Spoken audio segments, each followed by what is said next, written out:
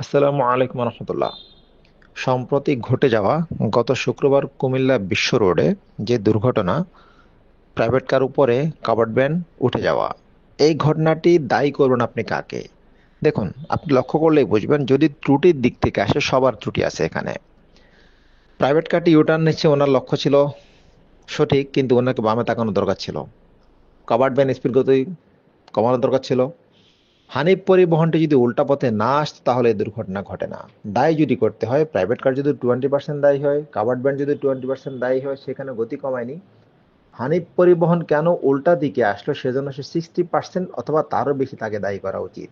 বা উল্টা পথে না থাকতো তাহলে ট্রাকটা কিন্তু বামে চাপতো, ট্রাকটা বামে চেপে সামনে চলে যেত, আলটিমেটলি প্রাইভেট কারে ধাক্কা লাগতো না। প্রাইভেট কার যেহেতু সাইজে ছোট, ট্রাক কিন্তু প্রাইভেট কারকে বেছে নেবে ধাক্কা দেওয়ার জন্য।